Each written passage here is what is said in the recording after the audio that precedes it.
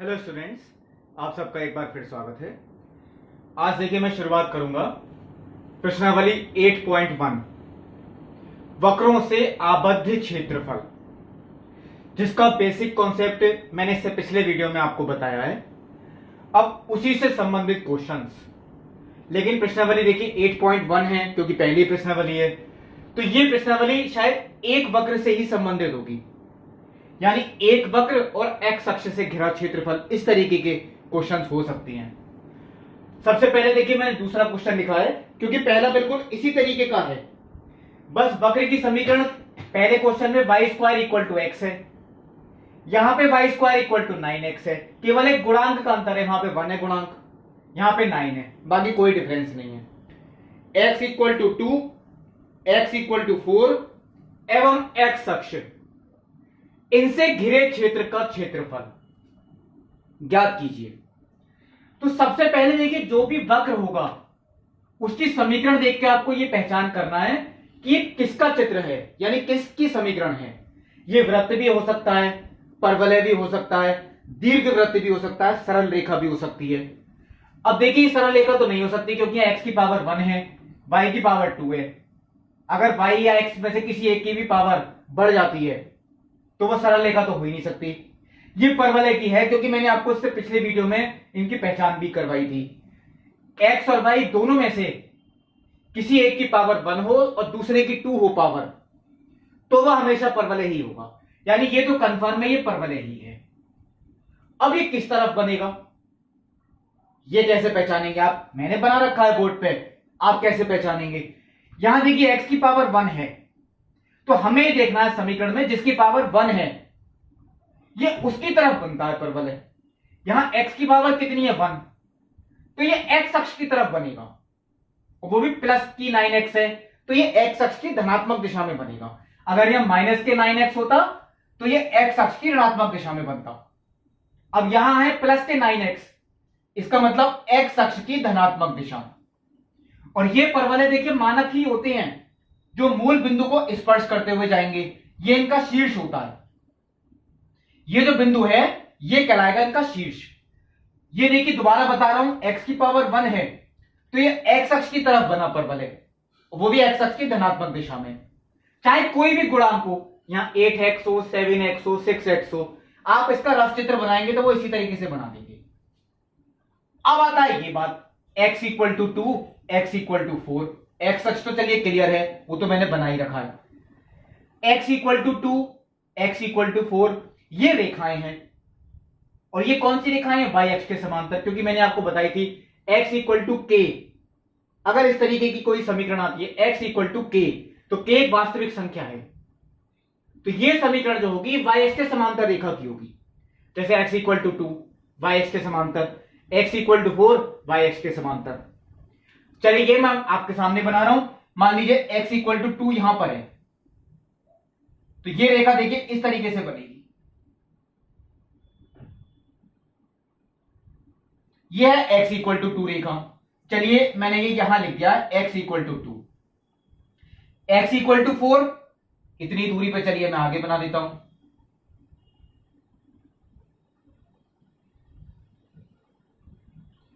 यह है x equal to 4, x equal to 2 y अक्ष के समांतर, x इक्वल टू 4 y अक्ष के समांतर, y square equal to 9x परवलय हो गया।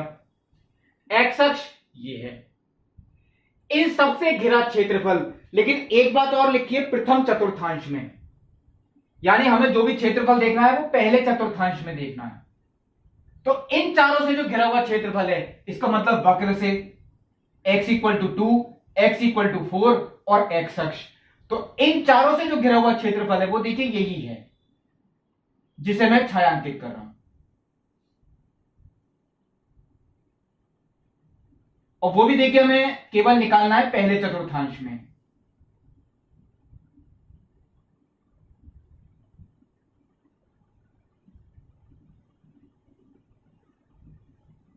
ये हुआ देखिए क्षेत्रफल। हमें पहले चतुर्थांश में इन चारों से घिरा हुआ क्षेत्रफल निकालना है, यानी कि ये क्षेत्रफल। तो कोई भी क्षेत्रफल आपको निकालना है तो पहले हम ये देखेंगे कि इसकी शुरुआत कहां से है और फिर खत्म ये कहां पे है, क्योंकि वो लिमिट वही होती है। ये यहां से शुरुआत हो रहा है देखिए, और ये एक्स अक्ष पे, ये यहां तो एक्स अक्ष लिखा है, एक्स अक्ष पे बना क्षेत्रफल है, तो लिमिट भी हम एक्स अक्ष पे ही लेंगे। ये है देखिए 2,0।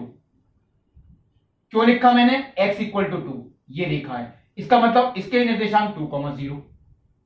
अगर ये रेखा देखिए x इक्वल टू 4 है, तो इसका मतलब इसके निर्देशांक क्या हो गए 4,0। इसका मतलब ये तो कंफर्म है, लिमिट कहां से कहां तक लगेगी, 2 से लेके 4 तक। अब निकालना है हमें x अक्ष पर क्षेत्रफल, तो एक हमें देखिए आयत दिखाना पड़ेगा, जैसे मैंने आपको बेसिक कॉन्सेप्ट वाले वीडियो में बताई थी ये बात। ये मैंने आयत दिखाया, आयत का जो सबसे ऊपर वाला बिंदु है, ये मैंने आपको तब भी बताई थी बात, इसके निर्देशांक x, y, इसके जो निर्देशांक है x, y। ये देखिए इसकी चौड़ाई मैंने dx क्यों ली, देखिए बार बार बता रहा हूं, बेसिक कॉन्सेप्ट वाले वीडियो में भी बताई थी ये बात। अगर हम x अक्ष पे बना हुआ क्षेत्रफल निकालेंगे तो लिमिट भी x अक्ष की ही लेंगे। आयत की जो चौड़ाई है वो dx होगी, क्योंकि वो x अक्ष पे है। अब आती है आयत की लंबाई, वो y होगी, क्योंकि इस बिंदु के निर्देशांक क्या है x, y, x ये y, तो हमें तो केवल ये चाहिए था। यानी आयत का क्षेत्रफल, अगर हम देखिए क्षेत्रफल निकालते हैं तो लिमिट तो हो गई देखिए 2 से लेके 4 तक, और आयत का क्षेत्रफल y dx, ये तो मैंने आपको सूत्र भी लिखवाया था। y का मतलब क्या है, देखिए y का मतलब क्या होता है, ये देखिए y इस बिंदु का है और ये बिंदु किस पे है, वक्र पे। तो वक्र की समीकरण में जो देखिए y का मान है वही आपको यहां रखना है। वक्र की समीकरण से y का मान निकालें, वो आएगा √9x, √9x। चलिए मैं आपको पूरा लिख के दिखा रहा हूं यहां। ये हुआ देखिए, ये बात ध्यान रखें, जो हम यहां y लिखते हैं वो y इस बिंदु का होता है और ये बिंदु किस पे है, वक्र पे। तो यहां से जो y का मान होगा वही आपको लिखना है, यानी वक्र के समीकरण में। अब आता है इसका समाकलन करना, तो √9 तो 3 हो गया, लिमिट 2 से लेके 4 तक, √x को देखिए ये भी लिख सकते हैं x की पावर 1/2। अब आता है आगे का पार्ट, देखिए इसका तो समाकलन भी आसान है, x की पावर n का, x की power n+1 divided by n+1, limit 2 से लेके 4 तक। 3 से 3 भी कैंसिल, 2 चलिए ऊपर आता है, 4 की पावर 3/2 माइनस 2 की पावर 3/2।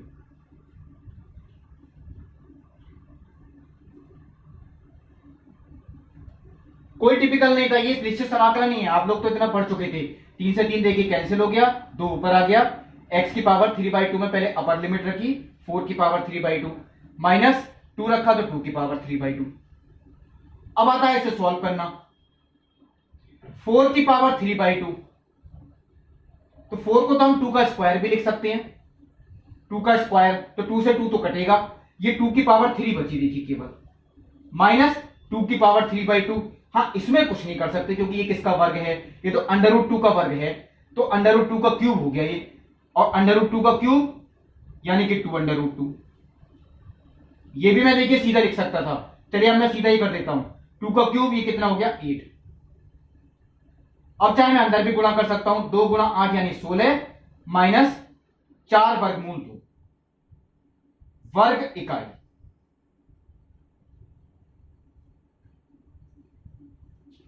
ये देखिए क्वेश्चन हुआ जो मैंने आपको बताया, कौन सा क्वेश्चन नंबर 2। देखिए क्वेश्चन नंबर 1 वो आप होमवर्क में करें, बिल्कुल इसी तरीके का है, कोई डिफरेंस नहीं है। अब देखिए क्वेश्चन नंबर 3, देखिए क्वेश्चन नंबर 3, वक्र x² is equal to 4y, y is equal to 2, y is equal to 4 एवं y अक्ष, इन चारों से प्रथम चतुर्थांश में घिरा क्षेत्रफल ज्ञात कीजिए। अब देखिए ये भी परवलय की ही समीकरण है, क्योंकि इसमें देखिए y की पावर 1 है, x की पावर 2 है, यानी दोनों जो चर हैं आपके, इसमें एक की पावर 1 है और दूसरे की पावर 2 है। इसका मतलब ये भी परवलय है, लेकिन अब की बार जो ये परवलय बना, देखिए y की पावर 1 है, हम वो देखते हैं कि पावर 1 किसकी है, y की, तो ये y अक्ष की तरफ बनेगा, और ये प्लस के 4y है तो y अक्ष के धनात्मक दिशा में बनेगा। अगर ये माइनस के 4y होता तो ये बनता y अक्ष की ऋणात्मक दिशा में। अब ये y अक्ष के धनात्मक दिशा में बनेगा, यानी देखिए मैंने बना भी रखा है, ये y अक्ष, ये x अक्ष, y अक्ष के धनात्मक यानी कि ऊपर की तरफ, ये है देखिए परवलय x square equal to 4y। अब y इज इक्वल टू 2 और y इज इक्वल टू 4, ये दोनों रेखाएं हैं x अक्ष के समांतर, तो देखिए y is equal to 2 x अक्ष के समांतर, और y इज इक्वल टू 4 ये भी x अक्ष के समांतर, y is equal to 2 x अक्ष के समांतर और y is equal to 4 x अक्ष के समांतर, ये दोनों रेखाएं देखिए ये हो गई, और y अक्ष वो ये है। तो देखिए वक्र y is equal to 2, y is equal to 4 और y अक्ष, इनसे घिरा क्षेत्रफल तो देखिए वो यही हुआ, हमें ये निकालना है, और वो भी प्रथम चतुर्थांश में, इसलिए मैंने अब की बार देखिए दूसरे चतुर्थांश का बनाया ही नहीं।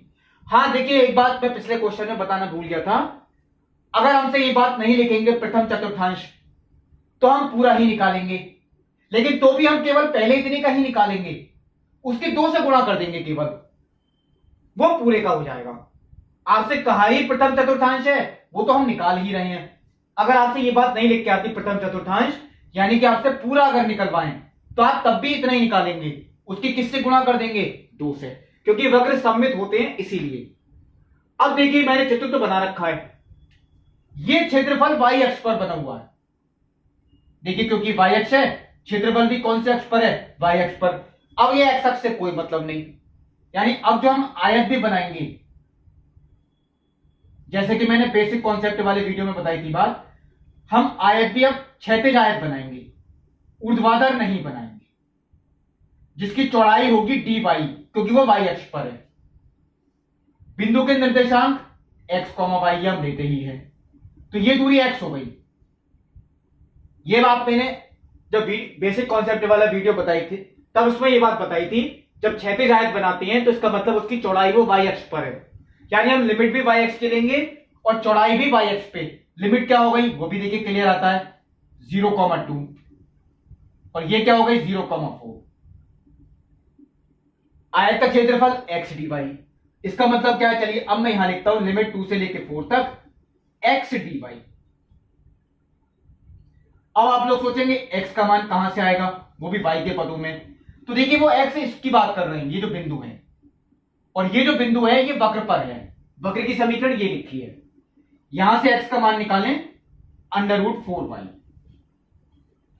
अब कोई प्रॉब्लम नहीं।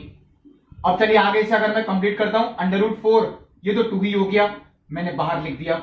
√y का समाकलन करना है, √y का मतलब y की पावर 1/2। चलिए ये भी मैंने एक स्टेप कम कर दिया, y की पावर 3/2, क्योंकि अभी मैंने पिछले क्वेश्चन में करके दिखाया था। लिमिट 2 से लेके 4 तक, 2 आएगा ऊपर, 2 गुणा 2 4/3, पहले रखा 4 पावर 3/2 माइनस 2 की पावर 3/2, इसका मतलब 4/3, 4 की पावर 3/2 को मैंने बताया था अभी 2 का स्क्वायर, तो 2 का क्यूब हो गया यानी कि 8, और 2 की पावर 3/2 2√2। आप इतना भी छोड़ सकते हैं और नहीं तो अंदर गुणा भी कर सकते हैं, यानी कि 32/3 माइनस 8 वर्गमूल 2/3 वर्ग इकाई। अगर हमसे प्रथम चतुर्थांश नहीं कहते तो मुझे ये भी निकालना पड़ेगा, वो अलग से नहीं निकालेंगे। देखिए ये हमारा उत्तर जो भी आया इसकी 2 से गुणा कर देंगे, यानी 64/3 माइनस 16 वर्गमूल 2/3 वर्ग इकाई, ये हो जाएगा केवल। तो ये देखिए क्वेश्चन नंबर मैंने आपको बताया 3। अब देखिए क्वेश्चन नंबर 4, देखिए क्वेश्चन नंबर 4 मैंने लिखा क्योंकि वो 5 की ही तरह है, बस समीकरण का अंतर है। जैसे इसमें लिखा है x² प्लस y² 9 = 1, और 5 में लिखा है x² बस 16 की जगह 4 हो गया, y² 9 = 1। इस वक्र से, अच्छा मैंने वक्र लिखा है शब्द, देखिए क्वेश्चन में जब पेपर में आता है तो वक्र ही लिख के देते हैं, इन्होंने जो लिखा है दीर्घवृत्त, बहुत कम चांसेस है कि दीर्घवृत्त लिख के आए। या आपको खुद पहचानना था कि समीकरण किसकी है, केवल वक्र ही लिख के आता है। जैसे क्वेश्चन नंबर पहला दूसरा, वहां वक्र ही लिखा है। इस वक्र से घिरे क्षेत्र का क्षेत्रफल, यहां देखिए x की भी पावर 2 है और y की भी पावर 2 है।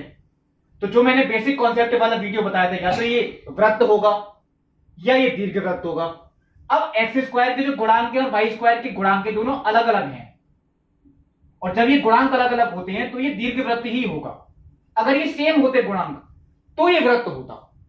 अब ये दीर्घवृत्त है, और वो भी कौन सा दीर्घवृत्त, वो दो तरीके के होते हैं। या तो ये एक्स अक्ष वाला बनेगा या ये इस तरीके का बनेगा, वाई अक्ष वाला। एक्स अक्ष के जो नीचे वाला नंबर है देखिए वो बड़ा है, वाई अक्ष के नीचे वाला नंबर छोटा है। जो नंबर बड़ा होता है ये उस अक्ष पे बनेगा। एक्स के नीचे वाला नंबर बड़ा है, एक्स अक्ष पे बनेगा। आपका देखिए क्वेश्चन नंबर 5 जो है उसमें वाई के नीचे वाला नंबर बड़ा है, आपको इस तरीके का बनाना पड़ेगा दीर्घवृत्त, यानी कि वाई अक्ष वाला। हमें इससे घिरे क्षेत्र का क्षेत्रफल निकालना है। तो मैंने चलिए इसका चित्र तो बना दिया, क्योंकि दीर्घवृत्त का जो समीकरण होती है इसका केंद्र होता है मूल बिंदु, ये मानक समीकरण होती है इसीलिए। अब देखिए ये टोटल इसके 4 भाग हैं, पहले चतुर्थांश में है, दूसरे में है, तीसरे में है, चौथे में है। अगर हम केवल एक भाग का क्षेत्रफल निकाल लें और उसकी किससे गुणा कर दें, 4 से, तो पूरे दीर्घवृत्त का क्षेत्रफल आ जाएगा। ऐसे ही हम वृत्त का क्षेत्रफल भी निकाल सकते हैं, वो भी ऐसे ही निकलेगा। जैसे दीर्घवृत्त का निकाल रहे हैं वैसे ही वृत्त का निकाल सकते हैं। एक चतुर्थांश का निकालें आप, उसकी 4 से गुणा कर दें, वो पूरे दीर्घवृत्त का क्षेत्रफल आ जाएगा। अब ये कैसे निकालें, तो इसके लिए देखिए ये क्षेत्रफल ये तो एक्स अक्ष पे भी बन रहा है और वाई अक्ष पे भी बन रहा है, तो हम तो ये दोनों तरीके से कर सकते हैं। मैं आयत ऊर्ध्वाधर भी बना सकता हूं और आयत क्षैतिज भी बना सकता हूं, यहां ऐसी कोई प्रॉब्लम नहीं है। चलिए तब भी मैं एक काम करता हूं, एक्स अक्ष वाला ही बना रहा हूं।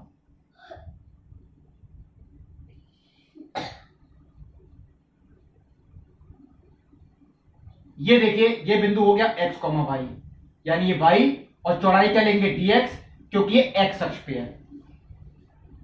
अब ये जो क्षेत्रफल है देखिए यहां से स्टार्ट है, यहां पे खत्म हो रहा है क्षेत्रफल, क्योंकि हमें लिमिट भी लेनी है एक्स अक्ष की। इस बिंदु के निर्देशांक तो आप जानते ही हैं, 0,0। इस बिंदु के निर्देशांक क्या होंगे, ये बिंदु देखिए एक्स अक्ष पे है, और कोई भी वक्र जहां पे एक्स अक्ष को काटता है वहां y का मान कितना होता है, 0। ये आप जानते हैं, एक्स अक्ष का कोई भी बिंदु है वहां y का मान कितना होगा, 0। तो इसी समीकरण में अगर मैं y का मान 0 रख दूं, ये तो 0 ही हो गया। x equal to 16, x is equal to 4, तो ये 4 मैंने लिख दिया 4, यानी ये जो बिंदु हो गया 4,0।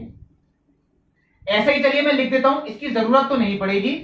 अगर मान लीजिए आपसे ये वाला बिंदु निकलवाएं तो यहां पे x का मान 0 होगा, क्योंकि y अक्ष पे है, x का मान 0 रखा, y square is equal to 9, y is equal to 3, यानी 0,3।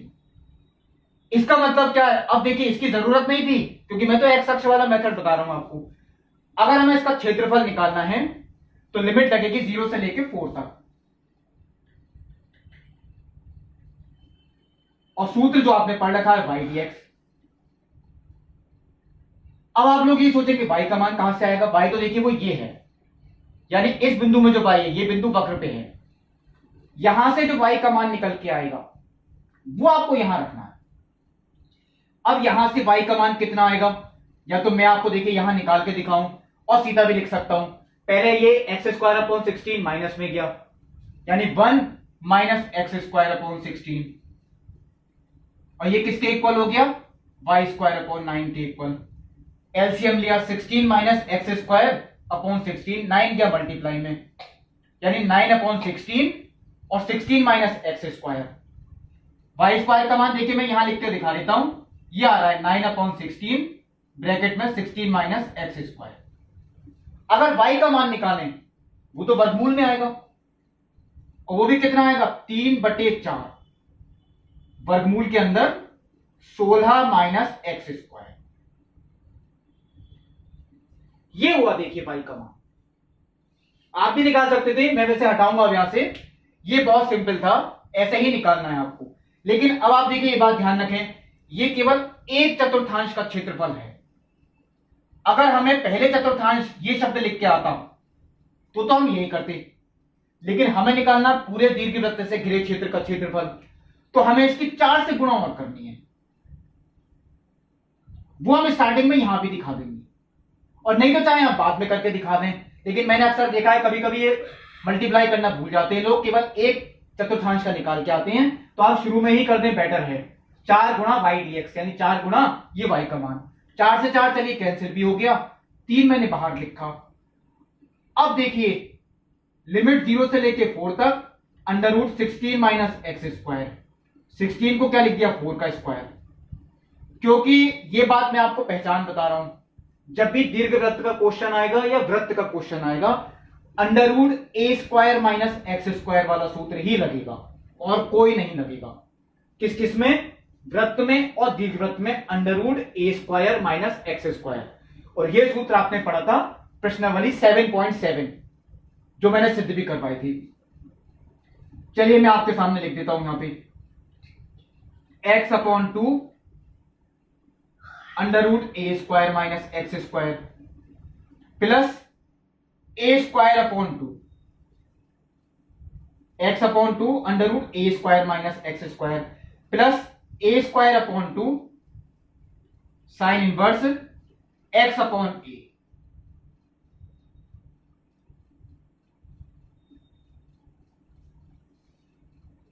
ये हुआ, देखिए, x upon 2 under root A square minus x square plus A square upon 2 sine inverse x upon A का मान 4 था इसलिए। अब आता है देखिए मान रखने की बात। चलिए मैं आपके सामने मान रख रहा हूं, थोड़ा बड़ा है व्यंजक। पहले पूरे में 4 रखना है, तो 4/2 2 हो गया। अंडर रूट 16 माइनस 4 का वर्ग, अंडर रूट 16 माइनस 16, वो तो 0 ही हो गया, तो 2 गुणा 0 प्लस 16/2 8 साइन इनवर्स 4/4 यानी कि 1। ये तो मैंने 4 रखा अपर लिमिट पूरे व्यंजक में, माइनस लोअर लिमिट, यानी अगर हम 0 रखें तो 0 अपॉन 2 तो 0 ही हो गया, 0 की किसी से गुणा करें। चलिए सीधा ही 0 रख देता हूं, प्लस 16/2 8 साइन इनवर्स 0/4 यानी कि 0। चलिए आगे देखते हैं क्या आता है। 3 गुणा, ये तो 0 ही हो गया, 8 साइन इनवर्स 1। तो 8 तो मैंने लिखा, साइन इनवर्स 1 का मतलब साइन का मान 1 कब होता है, π/2, तो साइन इनवर्स साइन π/2। प्रतिलोम त्रिकोणमिति का क्वेश्चन, साइन इनवर्स से साइन कैंसिल, π/2। चलिए ये तो कंप्लीट हो गया। Sine inverse 0, sine inverse sine 0, sine inverse से साइन कैंसिल 0 ही आएगा, और 0 गुणा 8 0, तो ये तो पूरा 0 ही हो गया। आपका जो उत्तर बचा वो हो गया देखिए 24 π/2। ये हुआ देखिए 24 π/2। ये मैंने आपको बताया 24 π/2 यानी कि 2 से कैंसिल कितना आ गया, 12 पाई वर्ग इकाई। अब देखिए मैं खुद भी चेक कर रहा था अभी, अब मैं आप लोगों को भी बता रहा हूं ये आपने सही निकाला या नहीं, ये कैसे पहचान करेंगे। तो जैसे वृत्त के क्षेत्रफल का सूत्र होता है πr², दीर्घवृत्त के क्षेत्रफल का भी सूत्र होता है πab। अब a और b क्या है, देखिए आपने समीकरण पढ़ रखी है, x² upon a square plus y² upon b² is equal to 1। a² का मान 16, तो a का मान कितना 4, b² का मान 9, तो b का मान कितना 3, a का मान 4, b का मान 3, 4 3 12 पाई, ये आ गया। यानी बिल्कुल ठीक निकाला है। ये केवल आंसर चेक कर सकते हैं आप, दीर्घवृत्त के क्षेत्रफल का सूत्र वो यही होता है। जो मैं आपको क्वेश्चन दे रहा हूं देखिए होमवर्क में, वो क्वेश्चन नंबर 5 है। अब देखिए क्वेश्चन नंबर 6। देखिए क्वेश्चन नंबर जो 6 है, इन्होंने तो देखिए लिख दिया वृत्त x² plus y² is equal to 4। आपको देखिए खुद ही पहचानना है ये वृत्त की समीकरण क्यों है, क्योंकि यहां देखिए x की पावर भी 2 है, y की पावर भी 2 है, या तो ये वृत्त होगा या दीर्घवृत्त होगा। लेकिन x² का गुणांक और y² का गुणांक सेम है, इक्वल है, इसलिए ये वृत्त का समीकरण है। X square plus y square equal to r square. मैंने आपको वृत्त की एक समीकरण भी लिखवाई थी इस तरीके की, x square plus y square equal to r square. ऐसे वृत्त का केंद्र मूल बिंदु होता है और उसकी त्रिज्या r square is equal to 4, r is equal to 2। यानी इस वृत्त का जो केंद्र है वो तो 0,0 है और जो त्रिज्या है इसकी वो कितनी है, 2 इकाई। ये देखिए मैंने वृत्त बनाया, इसका केंद्र है 0,0 और इसकी त्रिज्या कितनी है, 2 इकाई। तो चलिए अगर त्रिज्या इसकी 2 इकाई है यानी कि त्रिज्या है तो ये इसके निर्देशांक होगा 2,0। इस वाले की जरूरत नहीं थी, चलिए लिख देता हूं माइनस के 2,0। इसकी भी देखिए कोई जरूरत नहीं है, केवल आपको समझाने के लिए ये 0,2 0, माइनस के 2, क्योंकि ये चारों त्रिज्याएं हैं। अब देखिए इन्होंने भी ये बात लिख के दी, रेखा x इक्वल टू √3y, ये भी ऐसा कुछ नहीं लिख के आएगा। ये रेखा की समीकरण क्यों है, क्योंकि यहाँ x की पावर भी 1 है और y की पावर भी 1 है। इसका मतलब ये क्लियर है, ये रेखा ही है। ये कौन सी रेखा है ये भी मैंने आपको बताई थी। देखिए अगर मैं इसमें x का मान 0 रखता हूं तो y का मान कितना आएगा, 0। यानी ये वो रेखा है जो मूल बिंदु से होके जा रही है। ये ऐसी रेखा है जो मूल बिंदु से होके जाएगी। आप इसमें और बिंदु रख के देख लें, एक तो मूल बिंदु आ गया, मान लीजिए x का मान मैं 1 रखता हूं तो y का मान कितना होगा, √3। x का मान 1 रखा, y का मान, यानी ये रेखा इस तरीके से जाएगी। ये चलिए मैं बना देता हूं, ये जो रेखा जाती है ये जाएगी इस तरीके से, x इक्वल टू √3y, ये है रेखा। एवं x अक्ष, यानी ये वक्र, तो ये वृत्त है, तो रेखा और x अक्ष से घिरे क्षेत्र का क्षेत्रफल, वो भी कौन से चतुर्थांश में, प्रथम चतुर्थांश में। प्रथम चतुर्थांश में वृत्त, रेखा और x अक्ष से घिरे क्षेत्र का क्षेत्रफल। अब देखिए क्षेत्रफल मुझे शेड कौन सा करना है, रेखा वो तो ये है, x अक्ष वो ये है, वृत्त तो ये है, यानी हमें ये क्षेत्र निकालना है। ये जो क्षेत्र है पूरा ये हमें निकालना है, कहां से कहां तक, 0 से लेके 2 तक का। मैं यहां लिख देता हूं, ये है 0,0, 0 से लेके 2 तक का जो क्षेत्रफल है ये हमें निकालना है। अब ये कैसे निकालेंगे, अब देखिए 0 से लेके 2 तक ये पूरा एक वक्र तो नहीं है। देखिए अगर मैं यहां से एक लंब गिराता हूं, देखिए मैं आपको समझाता हूं, इस बिंदु के निर्देशांक हमें नहीं पता, चलिए मैं ब्रैकेट लगा के छोड़ देता हूं। यहां तक का ये जो भी बिंदु है, देखिए 0 से लेके यहां तक का बिंदु, ये जो क्षेत्रफल बन रहा है ये तो रेखा के अंदर है, और इस बिंदु से 2 तक का जो क्षेत्रफल है वो वृत्त के अंदर है। ये पूरा एक वक्र होता, देखिए यहां से यहां तक का पूरा ही एक वक्र होता, तो हम सीधी लिमिट लगाते 0 से लेके 2 तक। अब ये एक वक्र नहीं है, इसका मतलब है मुझे ब्रेक करना पड़ेगा, 0 से यहां तक की लिमिट लगेगी अलग, वो निकलेगा रेखा पे, और यहां से 2 तक की लिमिट लगेगी अलग, वो निकलेगा वृत्त पे, क्योंकि देखिए ये क्षेत्रफल वृत्त पे है। ये मैं आपको देखिए अलग शेड करके दिखा रहा हूं, इतना जो क्षेत्रफल है देखिए ये तो है वृत्त के अंदर, यानी वृत्त द्वारा x अक्ष पर घिरा क्षेत्रफल। और देखिए ये जो क्षेत्रफल है ये मैं आपको अलग दिखा रहा हूं, ये क्षेत्रफल है रेखा के अंदर।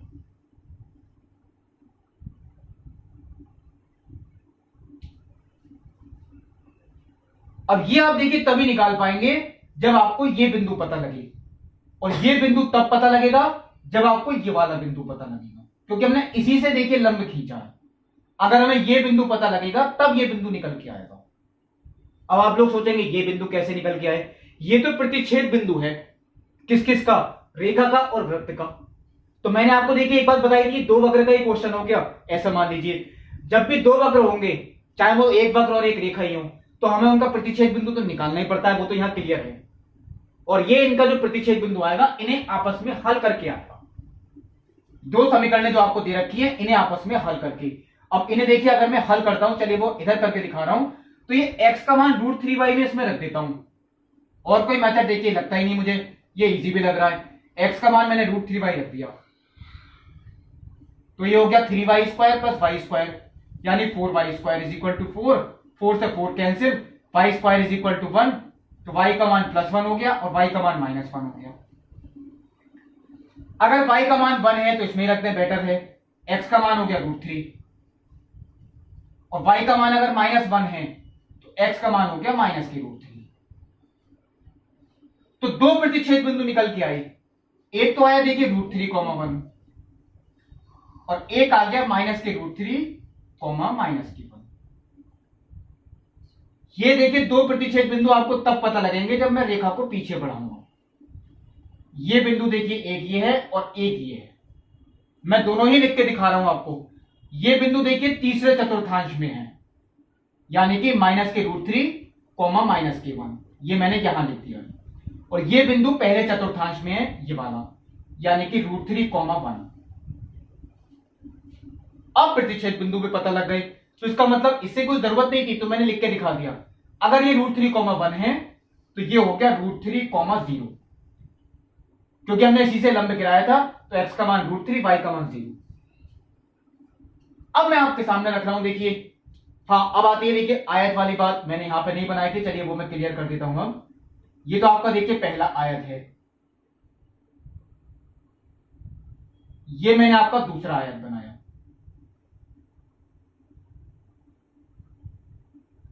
चौड़ाई dx है क्योंकि x अक्ष पर है, इस आयत की चौड़ाई भी dx है।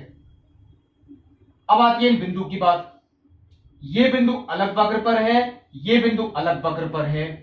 एक काम मैं करता हूं, इसे मैंने मान लिया x1, y1 और इस वाले बिंदु को मैंने मान लिया x2, y2। कोई ऐसा टिपिकल काम नहीं था, देखिए दोनों बिंदु अलग अलग हैं, x, y में दोनों को नहीं ले सकता। इसका मतलब क्या है, चलिए यहां पे लिखता हूं मैं, क्षेत्रफल बराबर पहली लिमिट 0 से लेकर √3 तक। लेकिन मैं अभी तक क्या लिखता था, देखिए y dx, अब मैं y dx नहीं लिखूंगा, 0 से लेकर √3 तक y1 dx, क्योंकि यहां देखिए y1 है तो मैंने ये y1 कर दिया, प्लस दूसरी लिमिट √3 से लेकर 2 तक y2 dx।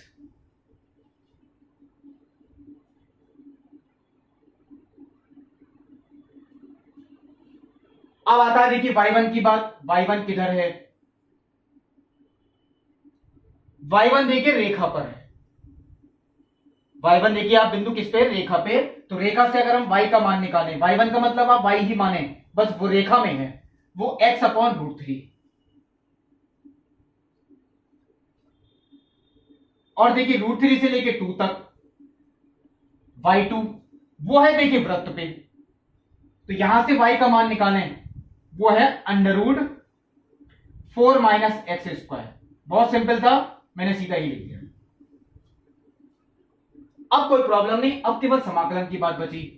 1/√3 तो नियतांक है, x का समाकलन x²/2। ये देखिए मैंने आपको बताई थी बात, जब भी वृत्त का क्वेश्चन आएगा, दीर्घवृत्त का, तो √a² - x²। a² क्यों, ये 4 को लिख सकते हैं 2 का स्क्वायर।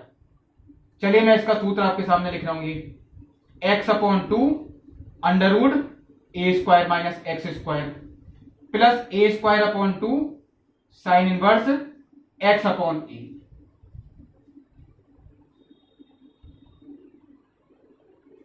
लिमिट √3 से लेके 2 तक।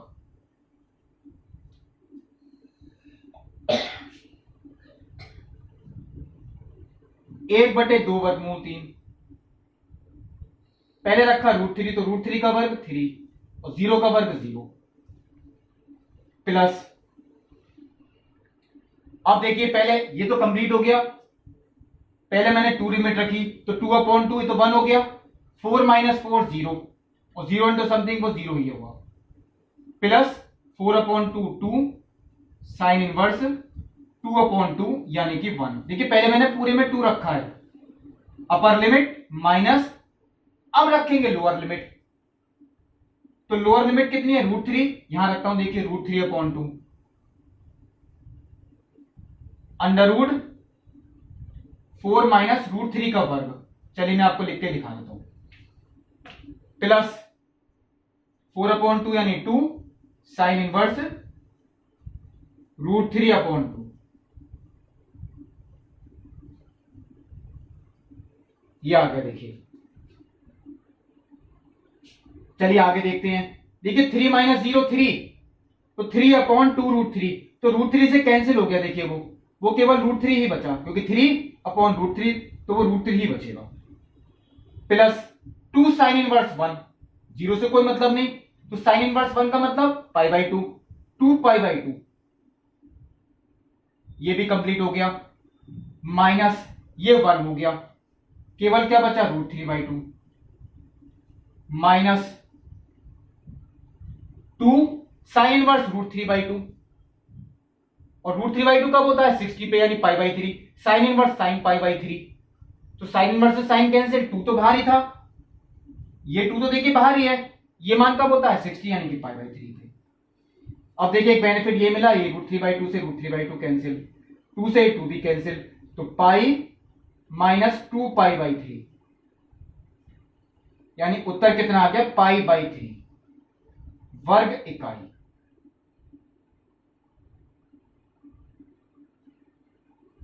ये उत्तर हुआ जो मैंने आपको बताया। देखिए कौन सा क्वेश्चन, क्वेश्चन नंबर 6।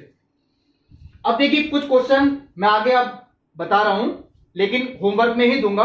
आप देखिए देख सकते हैं वो कौन सा क्वेश्चन होमवर्क में कर सकते हैं। देखिए क्वेश्चन नंबर 11, वो क्योंकि वक्र y² = 4x एवं रेखा x = 3 से घिरे क्षेत्र का क्षेत्रफल। बहुत सिंपल है ये क्वेश्चन, तो देखिए पहले और दूसरे क्वेश्चन की तरह ही हुआ, y² = 4x, ये तो परवलय ही है, और रेखा x = 3, तो वो पहली रेखा बनी, एक ही रेखा बनेगी, x = 3, लिमिट लग जाएगी 0 से लेकर 3 तक की, y dx, घिरे क्षेत्र का क्षेत्रफल। हाँ लेकिन अब एक बात ध्यान रखें इसमें, क्योंकि ये बात तो नहीं लिखी प्रथम चतुर्थांश में, मैं आपको देखिए एक रफ चित्र बना देता हूं यहां पे। ये देखिए इस तरीके का बनेगा चित्र, ये y अक्ष और ये है रेखा x = 3, ये वाली रेखा x = 3 है। तो आपको देखिए कोई प्रथम चतुर्थांश में नहीं निकालना है क्षेत्रफल, आपको तो पूरा निकालना है, लेकिन तब भी आप पहले का ही निकालेंगे और उसकी किससे गुणा कर देंगे 2 से। ये डिफरेंस है केवल, बाकी कोई डिफरेंस नहीं था। आप केवल पहले का ही निकालेंगे और उसकी किससे गुणा कर देंगे 2 से। ये मैं आपको देखिए होमवर्क में दे रहा हूं, लिमिट कहां से कहां तक 0 से लेके 3 तक y dx। चलिए 11 क्वेश्चन होमवर्क में कर सकते हैं आप। देखिए जो क्वेश्चन नंबर 13 है, y² = 4x, y अक्ष और रेखा y = 3।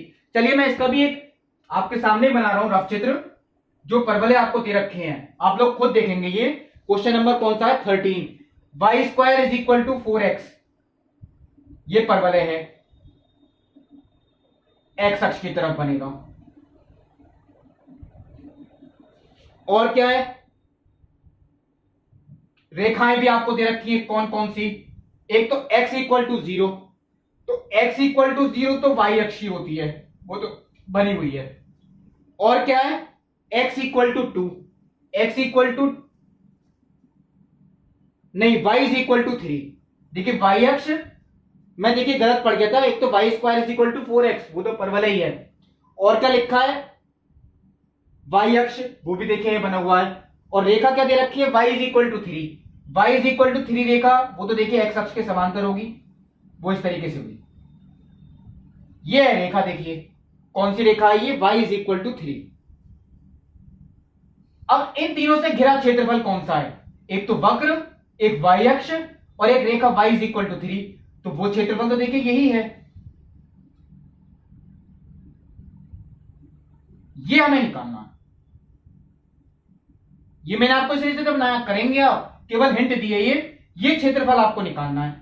अब ये क्षेत्रफल y अक्ष पे बन रहा है, तो अब आयत भी इस तरीके का ही बनाएंगे, ये देखिए, और लिमिट कहां से कहां तक लग गई 0 से लेके 3 तक, क्योंकि इससे पता लग गई 0 से लेके 3 तक x dy, y dx नहीं, देखिए ये y अक्ष का है तो x dy। अब आप लोग ये क्वेश्चन कर सकते हैं, बाकी के क्वेश्चंस मैं इसके अगले वीडियो में बताऊंगा। तब तक के लिए नमस्कार।